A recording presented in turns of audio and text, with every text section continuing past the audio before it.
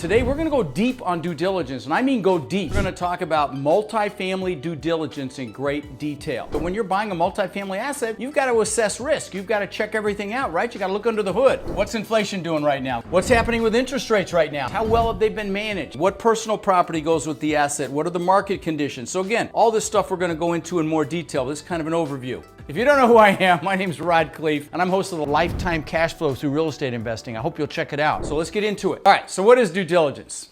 All right, so due diligence is basically assessing risk. Whenever you buy, even if you're buying a business, you're going to do due diligence, but when you're buying a multifamily asset, you've got to assess risk. You've got to check everything out, right? You got to look under the hood. And so, it doesn't matter if you're acquiring an asset or if you're developing a new one or renovating an old one, you still have to do the due diligence and assess risk. So let's get into it. So who performs the due diligence? Well, typically the buyer does it, but very often the buyer will use a third-party property management company. And for example, we've got an asset under contract right now in Nashville, Tennessee. Beautiful asset. By the way, if you're accredited, you definitely should check that out. We've got some slots left. Just a gorgeous asset. But when we did the due diligence on that, a couple months ago, we had several teams from the property management company helping us do it. So I'm getting a little ahead of myself, but that's how this is done. And a lot of times the property management company will use a regional supervisor to oversee that due diligence process. And like I said, they'll bring in teams, they'll have software that they use. I'm getting a little ahead of myself again, but because I'm going to get into all this again.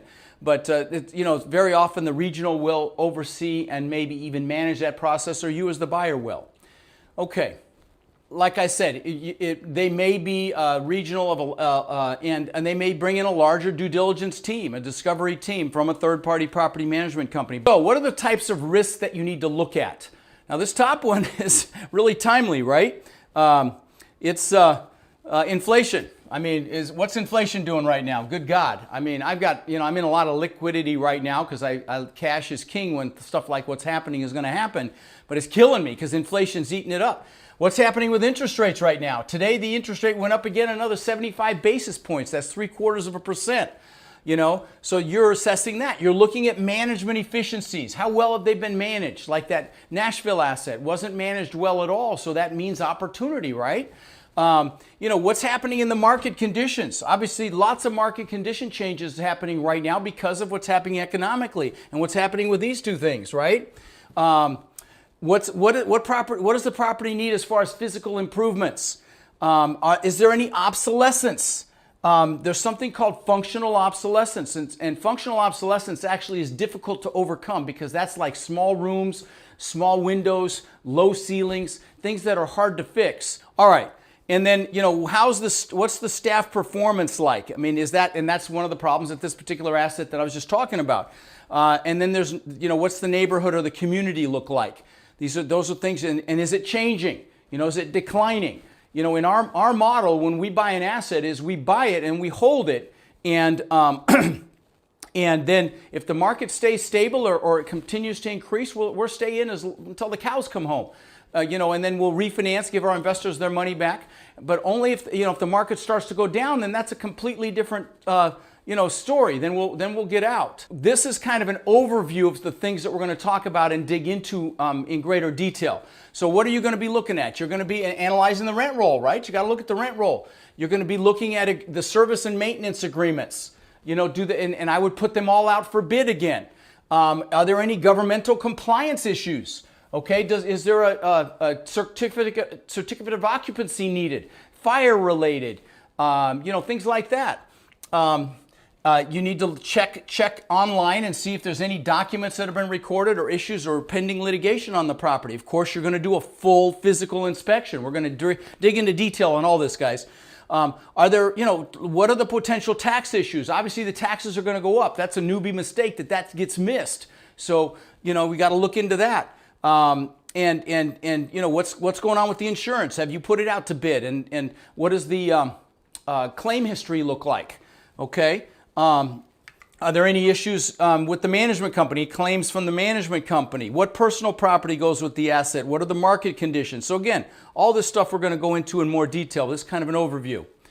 Okay, so the first thing is the market analysis that we're going to talk about. So, market study is what you need to make an informed decision, to make an educated decision about this asset, right? And to decide on the price and to whether or not you're going to move forward. And what you're going to do is you're going to look at the regional trends. Like when I say regional, it might be more than one state, or it may just be that state. You're going to look at the MSA, the Metropolitan Service Area, what's happening there. You're going to also look at economic trends nationally. Going to look at economic trends in the state and economic trends in that particular geographic area, and you're gonna want to list them and describe them and study them. And I'm going to give you websites so you can look at all this stuff. So don't sweat this. I'm going to show you how you can do all this.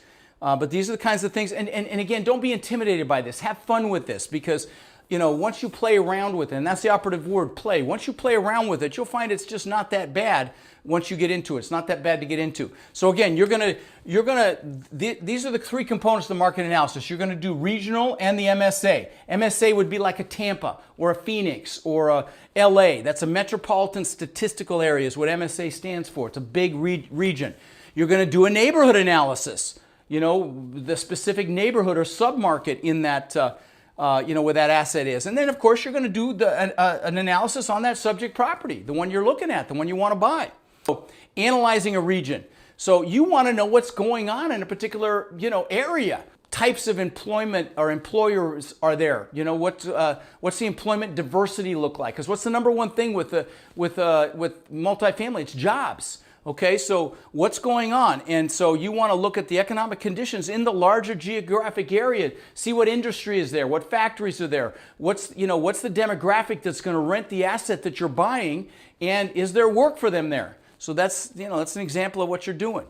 So these are some of the websites that you can use. Now these, again, you'll probably have to screenshot this or something if you want these, or just come back and get them later. But census.gov is an awesome website. I'm going to give you some other ones too after this. Census.gov is awesome, and you can go do the American Housing Survey inside of census.gov. You can go to the U.S. Bureau of Economic Analysis, BEA.gov. You can look at state and local governments, state-local-gov.net. So these are all great resources for information. Don't get overwhelmed by this. You don't have to do all of them, but these are just resources for your, of course, local chambers of commerce, economic development offices. Great place to get information. Now they will, of course, try to sell you on the area, but you want to ask them not just they'll tell you how many businesses are moving in. You want to know what businesses are moving out too, right? So keep that in mind. And then the National Apartment Association puts out stuff. They have a survey, so that's also very helpful. And I'm going to give you some other websites that are even easier than these in just a second. Okay, so what are you going to look for when you're doing your searches? You want to know if there are any zoning restrictions, number one, or any zoning changes. What if zoning is going to change that's going to impact your property either positively or negatively? Is that important to know, right? You want to know if there's any rent control situation, it may be on the horizon. There's been a lot of talk about that. And there are some states like the blue states that already have that. It's why I don't invest in the blue states. Not a political thing. It's just I want to invest in a more business-friendly environment, so I don't go there. But they're even talking about it in some of the red states now. So that's important to pay attention to. Is it on the horizon? Is it up in the legislature? You want to look at building code restrictions. You also want to look and see what sort of historical complaints and with the health department or with the building department have been assessed against this property. If you see a recurring complaint like the sewer line clogs up all the time, is that important to know, right? And you're going to look at the infrastructure. We're going to go into great detail on infrastructure here in a minute, so don't worry about that one. But that's the kind of stuff you're going to be checking when you're doing your research. Now these three websites you need to write down. These are easy to navigate and they're incredibly powerful. bestplaces.net, city-data.com, and datausa.io. And again, you want to play around with this, okay? Don't get overwhelmed by it. Put in where you live right now. See what shows up there. Then take a look at the area that you're interested in buying in, the submarket you're interested in buying in, and just wallow in it. Have fun with it. Again, don't be intimidated by it, but just you're going to be checking quite a few things. I'm going to tell you what you'll be checking here in just a second, or maybe it's on the next slide. Oh, here we go. So these are the kinds of things you want to know in that neighborhood. What's going on? First of all, what are the amenities? Are there any parks and things for people to do? Are there educational facilities? Entertainment venues. What are the jobs like? That's the number one thing right there, jobs, okay? Is there shopping? Is there a shopping mall or a shopping area? What's the job growth like? Okay, very important. What's the unemployment rates? So we're going to take a quick break from this incredible episode for a word from our sponsor, my incredible freaking Warrior program. If you look in the mirror and think about how things are going for yourself, are you thriving or just surviving? If you're just surviving, I've got this amazing mentorship program. My students are called my Warriors, and at last count, they own somewhere between 190 and 200,000 units that we know of. It's an extraordinary group of people that are just flat out crushing it in multifamily. If you'd like to apply to our amazing Warrior program, text the word CRUSH to 72345, and we'll set up a call. You can look us over, we'll look you over, and I can promise you, even if you don't join the program and it's not a fit, you're going to leave that call better than when you got on it. So again, text the word CRUSH to 72345, and you and I will speak soon. All right, let's get back to it. Okay. What's the household formation in that area? So what does that mean? Like, we've got an asset in Dallas that's all one-bedroom units, and that's usually a red flag for me. But that place has been 100% occupied since day one because that's exactly what that demographic is. It's young couples and single people, and they want one bedroom. Okay? Has the population been growing or declining? By the way, these websites, City Data, Best Places, Data USA, they have all this information. Other demographic data. What's the age of the population? Median income, median age. Population size, how many people live there? What's the density? All this stuff shows up there. The median age, median race. What sort of transportation is around that property? Is there any public transportation? Very important. Genders, income levels. So again, that's median income. That's all on there. This is super important. Any planned infrastructure improvements. Sorry, you can't see that. Or neighborhood government. I think that's also, what's that at the bottom of that slide? Neighborhood government what? Associations. Okay, are there any of those? Okay.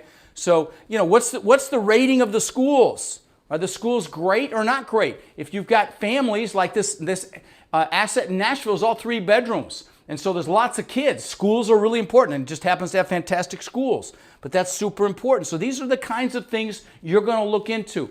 So you have to identify what the neighborhood boundaries are for this particular asset, because I can tell you, things can change drastically once you cross a highway. You've heard, the expression, the other side of the railroad tracks. Well, I think I even threw that on here. Yeah, I did. I threw rail tracks on here. But really, it's typically highways or roads, or it can be a river or a natural boundary. But you got to know what the boundaries are, because you can literally go from a great area to a not great area, and you need to know that. So it's very important for you to identify what the boundaries of that neighborhood are, and then you can, fully evaluate that neighborhood, if that makes sense, okay? So competition will play a role in that perimeter, and you just use a map, and you can map out. We've mapped out where the jobs are. We've mapped out where the retail is, the kind of retail. All that stuff is all mapped out, and it's very, very powerful visual that we show potential investors why we love that asset, okay? All right. Now, analyzing the competition. These are some of the things you're going to do. You're going to look at property records, your public records. You're going to review any publications. But this is the big one. You're going to shop them. You're going to go, once you're doing the due diligence, you need to go mystery shop the competition. Like when we were in Nashville shopping this, mystery shopping that asset, we went and looked at every single comparable property. We pretended we were interested in renting, found out how many vacancies they had, what they were renting, compared the features and benefits of those assets with ours to see what we have to do to match those or be better than those ideally. And that's what we're going to do there. And so, but the only way to do that is to go visit them. You can't actually do that over the phone. But you're going to talk to local multifamily brokers. They have a lot of information. Who even has more information than those is property management companies. You definitely want to talk to property management companies. I will tell you, we learn more from property management companies in a market that we're going to get into than pretty much anybody else, because they've got their ear to the ground. They know where the jobs are. They know where the type of people that are going to rent that place, the demographic makeup. They know how to best market that asset and all of that. So keep that in mind. I hope you guys are getting value from this. Okay. Now, you also need to understand supply and demand. What's going on in that particular market? There's been a lot of building going on, right? And so you need to know what the absorption is. Now, obviously, supply is how many apartments are available. Demand is what the need is for those apartments. If supply is less than demand, then the value and the rents go up, right? But if the demand is in decline and there's lots of supply, rents are going to go down. Okay, so these are important things for you to know. How much, what's being built in that market? How many properties, how many assets are being built so that you can, properly assess that. Kashif, yes, it's the same webinar, buddy. There were a lot of people that didn't get to see it. I'm looking at the questions here. There were a lot of people that didn't get to see it, so it's the same webinar. Heath just purchased your book, Rod. Love your channel. Thank you, my friend. Is there an accessible outline on this information? No, it's pretty much just here. Camera quality is better. Thank you. Okay. All right. Anyway, so supply and demand and absorption. So this is absorption, okay? How many units are vacant at the beginning of the period plus the units being built minus any that's being removed minus any vacant units equals the units that are absorbed, okay? So, when supply is less than demand, vacancy decreases and absorption is positive, okay? When supply is less than demand, vacancy goes down and absorption is positive. But when supply is greater than demand, there's lots of empty units, vacancy increases and there's a negative absorption is what that's called. Okay, and these are just terms for you guys to know. This is the nomenclature of this business. But you need to know what's causing it, okay? Is it market conditions? Is it the inflation? Is it what's going on economically? Or is it jobs leaving? What is it? What's going on? And it's important for you to know that. Okay. Now you're going to create a market rental schedule, and I'm going to actually give you a book at the end of this, like I said, that has the outline for the market schedule in here. It's called my tool book, and you can list the properties in here and do your market study. And I'll tell you how to get that in just a bit here. But you need to compare rent. What's the competition? You got to check and see what the competition is, right? So you've got to look at, what's the size units? What's the square footage? Are they 1 bedroom, 2 bedroom, 3 bedroom? What's the market rent? And then what amenities does each competing property have compared to your, the subject property? And you also want to assess market rent per square footage. That's a very easy way to do comparisons when you look at market rent per square feet. Are the competitive properties offering any incentives? It's important for you to know that. And because those are going to reduce the market rents. And again, you're comparing amenities. Now I'll tell you, a very common mistake is not to compare apples to apples. I just had a student send me a deal to review because we review our students' deals, and they had a 12 unit with a pool, and they were asking me what the impact of that pool was because very few 12 units have pools. And I said, well, it's going to have an impact, but it's not going to be that significant. So, certainly make it more desirable, but it may not equate to a whole lot of increase in rent. But that's the kind of stuff you need to know, right? You need to look into the amenities. So the property inspection. So you're out there, you're actually viewing and inspecting the property. And so, you're going to want to identify any issues with the property, including environmental issues, and you're going to document the exteriors, the interiors, the mechanics, the HVAC, the plumbing, the electrical, all of that. How's the maintenance been done? What does the leasing or business office look like? And what do the common areas look like? So this is all the stuff you're going to inspect, and we're going into this in much more detail, so bear with me here. You've got to decide what your objectives are. How many teams are going to inspect? Okay, so what's your objective? You want to just identify any issues that you can bring to the seller's attention. You should have checklists for all the inspection teams. So there's software that a lot of them will use. One of them is Monday. There's some other ones as well, but where they're literally like the management company that met us at the asset in Nashville. They all had iPads. The iPads took pictures of the units. They documented everything, they rated everything, and it's just very quick. So you got to make sure they have proper recording equipment. If they don't have that kind of a solution, you want to make sure somebody's taking videos, somebody's taking photos, all of that. Okay. You also need to make sure that you're cooperating with the current management. Okay. They need to be in the loop because they're going to have to notice the tenants, legal notice the tenants. You want to have as little disruption as possible to the existing tenants. You want to make a seller mad, upset the tenants. And I will tell you, sometimes the sellers don't tell the site personnel about that they're selling, and so you may just be doing inspections, okay? So it's very important that you know that when you go on site. I'm going to tell you one other thing that's not on the deck here, and that is you should talk to anybody that's walking around there. Like I found out about some issues with that Nashville asset. Just by talking to the tenants. There was some of the cars got broken into, and I know there was a fence that they were coming through that needed to be put back together. And so if I hadn't talked to a tenant, I wouldn't have found out about that. I'll tell you a more extreme example. I bought an asset in Louisiana, and I was talking to a tenant, 403 unit, big asset. And I talked to a tenant, and we had it under contract for $18 million. And I talked to this tenant. She goes, "Do you know about all the flooding in these lower units?" And we didn't. And so we so I told my partner, I'm out. We're out. We're not doing it. Well, the seller took $1 million off the price. I'm like, okay, you got me. And we just sold that, by the way, for 28 a few months ago. But anyway, the point is that conversation saved me $1 million freaking dollars. Okay, so you make sure you have those conversations. Super important. Okay. Okay, let's see. Theodore, I must say getting started is difficult, in particular getting the funds. I will succeed. I like that attitude, brother. Hey, Marif, good to see you.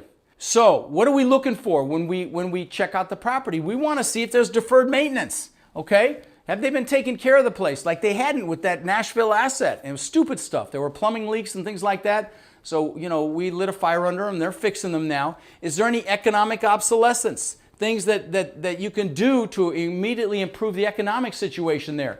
But the big one is functional obsolescence, because that's expensive to fix. Like I said, small rooms, low ceilings, small windows. So if there's any of that, that could be a problem. But these are the things you're looking for, you know, very important. All right, so you're going to do environmental inspections. You'll always do a phase one. By the way, I underline this. So, you know, phase one environmental is just to see if they had a dry cleaner there or a gas station or something that created an environmental concern issue.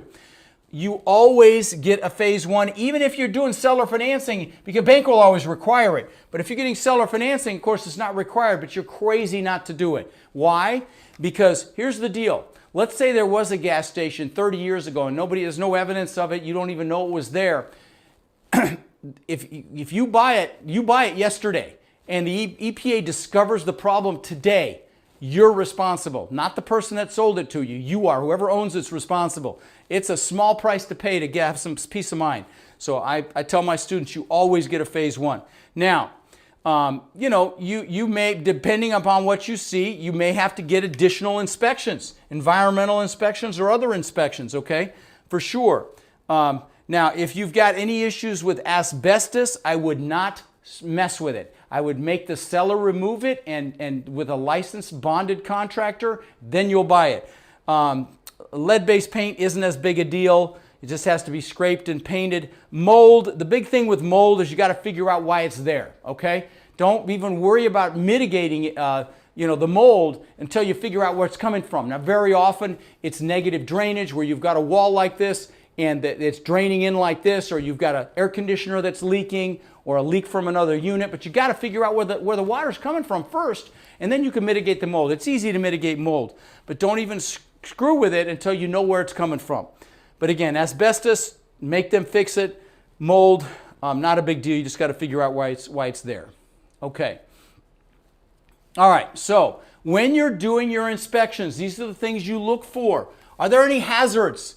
Tripping hazards, because the lender will identify those. If a tree root has brought up, and I just tripped as I was describing this. If a tree root has brought up a sidewalk, you're going to have to grind that down or fix it, because they don't allow tripping hazards. So you got to look for that. One of the things at the Nashville asset, there was a stair rail missing on some stairs. So we noted it because we knew we had to do it right away. There was an electrical box that had rotted and shifted. We knew that had to be fixed right away. So those are the kinds of things you look for. No big deal. Property's was built in 90, like almost 30 years old. You're going to have stuff like that. This is a big one. Look at the drainage. That's one of the things I always look at. You know, because very often you'll have negative drainage, and that causes structural issues, okay? So again, you know, look at the side of the wall, and what is the, you know, it should be like this, right? The ground should be like this, not like this. Very important. What do the downspouts look like? What do the gutters look like? Are they in good shape? So drainage, very important. Irrigation, you're looking at that. You're going to look at the landscaping. Are you going to improve it? Does it need to be improved?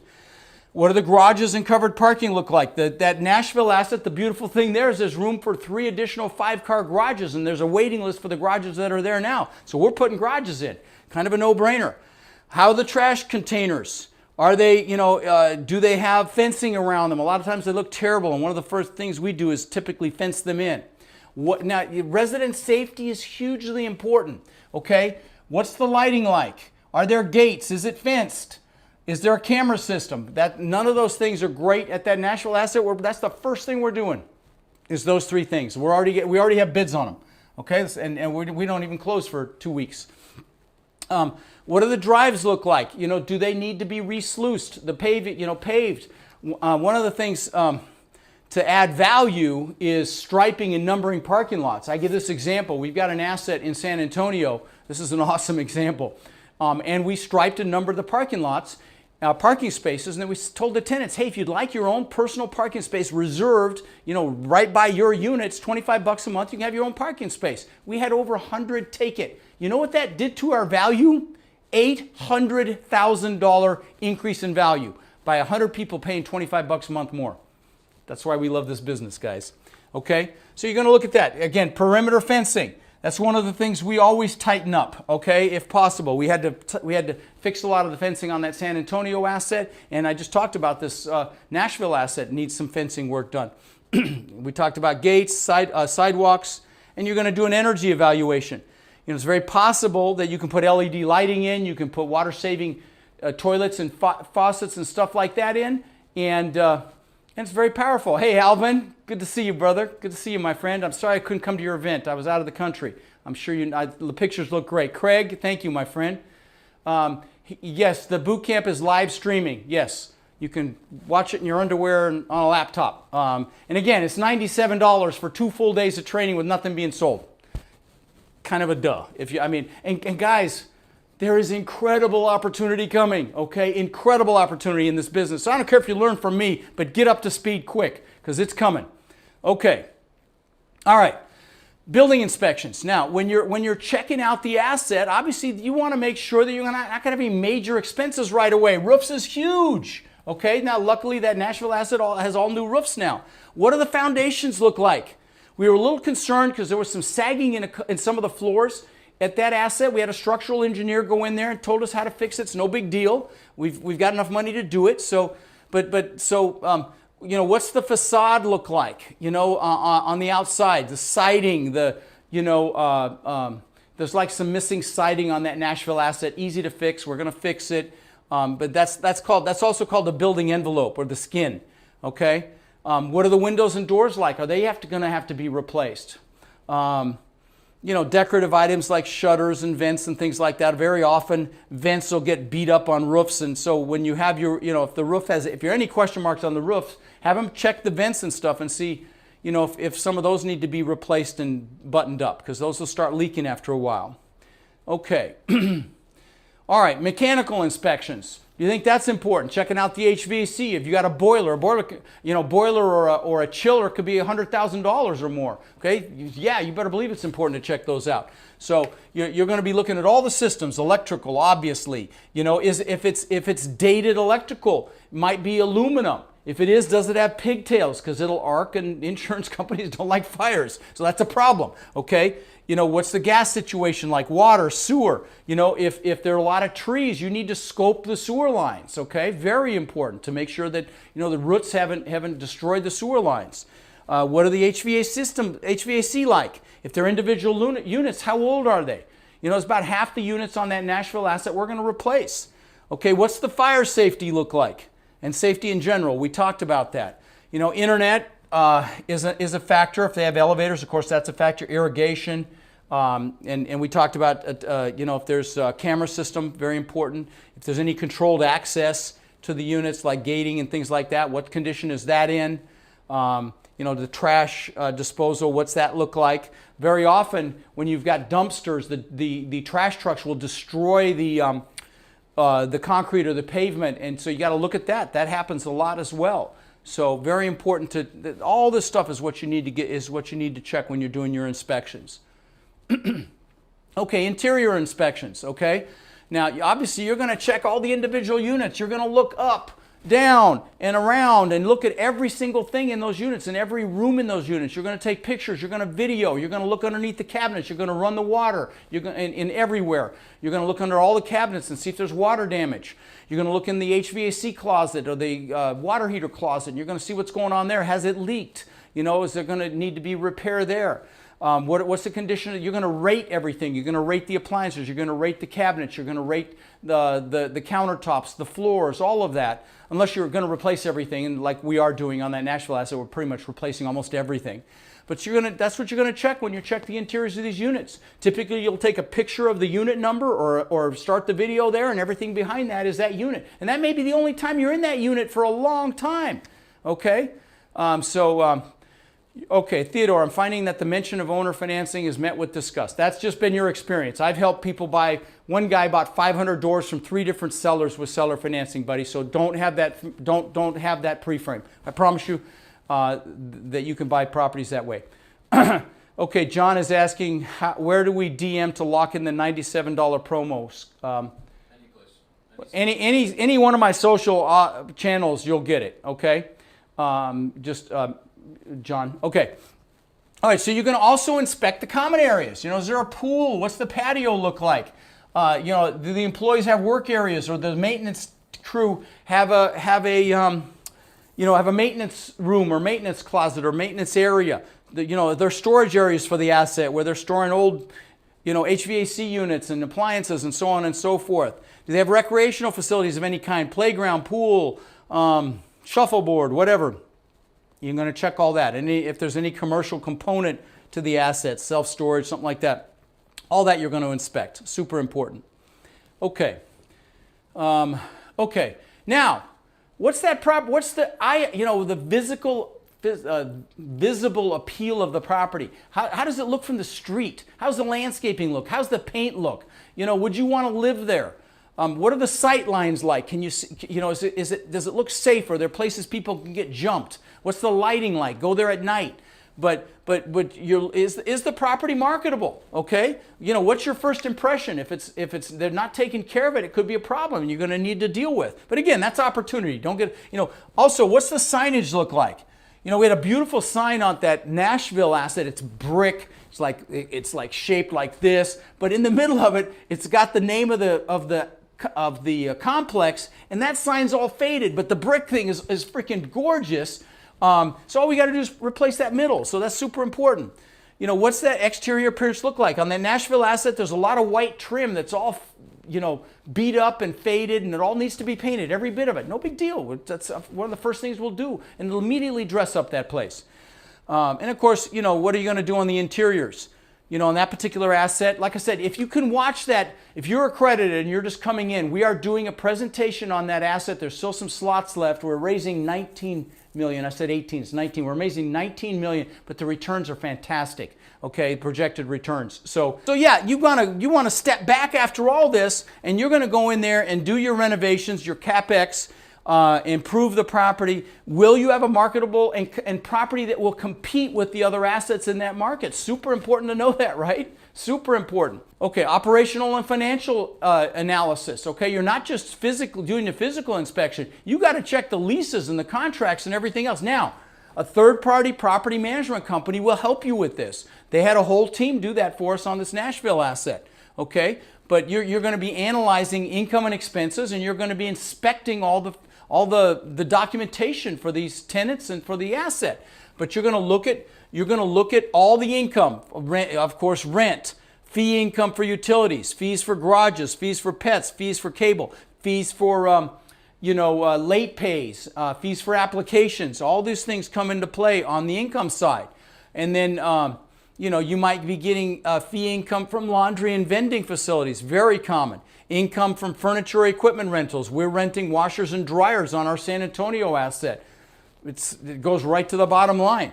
Any administrative fees that are charged to a resident when they move in is very common. I told you about those parking fees. I don't know if I have that on. No, yeah, for parking spaces. So, I mean, you want to capture all the income, all the sources of income. Super important, because again, these properties are valued on a multiple of that net income. You take the total income from all sources less property-related expenses equals the net operating income, net income. And any increase to that is an exponential increase to the value. I'll give you another extreme example. We had a property in Ohio, Beaver Creek, Ohio, 101 units, which is a suburb of Dayton, a very wealthy suburb of Dayton. And 101 units. 3 months after we bought it, it got destroyed by a tornado. True story. Thank God nobody died. A couple people got pretty seriously injured. They're okay. They had surgery. Thank God no kids got hurt. But all 101 families had to move. Okay? Well, we rebuilt that place, and we are getting 650 or more rent bumps. Guys, that is a $12 million instant increase in value on 101 units. 12 million. Yeah, that's why we like this business. Okay? All right. So, rent roll. You got to check the rent roll. And again, a property management company will help you with this. You want to take a look at what the physical occupancy is, but you also want to look at what the economic occupancy is. Physical occupancy is how many people are actually living there. The economic occupancy is how many are actually paying, right? Is that important to know? But then you'll be able to compare the potential rent potential, with lost income due to vacancy, concessions, and collection loss, to come up with an accurate economic picture of that asset. Okay, so the rent roll is critical. That's one of the things you're going to need. Okay, you're going to do lease file audits. You need to have somebody check all the leases. You want to make sure there's rental applications in all the files. Is there a checklist for processing the lease? And a good company will have those. Of course, they'll have a lease agreement. When was it written? Who created it? Was it a legal a lawyer that created it? Are there more than one version of it? Super important to know. Are there addendums for different things? For utility billing called RUBS, Ratio Utility Billing System. Is there addendums for that? For submetering, or for safety, or accessing the gate, or for lead-based paint, or anything? Are those in there? Are there pet agreements? Like I said, let me tell you another great example of the impact of net operating income. At our San Antonio asset, my property manager did a fire safety inspection of all the units, 296 units. She found 60 plus people that had pets that we didn't know about. And we charge a pet fee. It's $20 a month, and you got to pay it, and a pet deposit. That was a $400,000 increase in value, okay? Again, that's why we love this freaking business. Okay, and you got to analyze the expenses, obviously. Now, at my boot camp, I go through all this in much more detail, but one of the things you do is you have to normalize the expenses, because you'll get a P&L from an owner, but you've got to normalize it and put your own spin on what those expenses look like. All right, let me see. I got a question here. Antoli, a lot of great information. Thank you. Is it okay to ask a seller before due diligence? Just flipped on me. If they're going to be flexible in case of critical repairs or fine. Well, that comes up after you've done your due diligence, okay? If there are things that weren't disclosed or maybe misrepresented that are significant, then you do what's called retrade. You renegotiate. Say, hey, we found this stuff. This is why you do a due diligence, so you have an opportunity to do this or back out. And I'm going to tell you, sometimes the best deal is the one you don't do, right? So keep that in mind. So you're going to analyze current and potential, pro forma expenses. And you better, if you do a pro forma on an asset, those expenses better go up just like the rents go up, because things cost more money, especially with what's happening with inflation right now. So you want to, when you're pro forming a property over a 5-year period, I want to see expense increases as well, okay? But you're looking at operating expenses, capital expenses, and renovation expenses. Those are the sorts of things you're going to be looking at, and what's called normalizing. Again, if you come to my boot camp, we spend a good bit of time on normalizing each line item on a P&L. Normalizing, the advertising, normalizing the taxes, and just coming up with what your estimate of what it should be versus what the seller gave you, because a lot of times that's BS, okay? So it's important that you normalize it. These are some other things that you're going to be reviewing and looking at when you analyze the property. Obviously, you want to know what the current taxes are and what you can expect to pay after you buy it. That's a newbie mistake. Our tax is going to go up. You better freaking believe it, okay?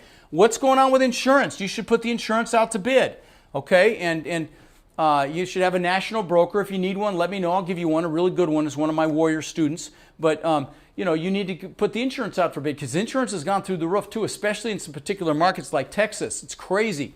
What are your management fees going to be? On a large asset, they can be as low as 3%. On a small one, it can be as high as 12%. You need to review all the service contracts, okay? Are they going to survive the closing? Laundry typically survives the closing, ownership change. So you need to know if you're going to be stuck with laundry. Like in that asset in Louisiana, we had horrible laundry equipment. And thank God it finally expired and we were able to put all brand new stuff in there. But we couldn't get rid of it. If there's delinquency and a lot of bad debt, who's going to own that? You need to know that. Are there deposits being transferred?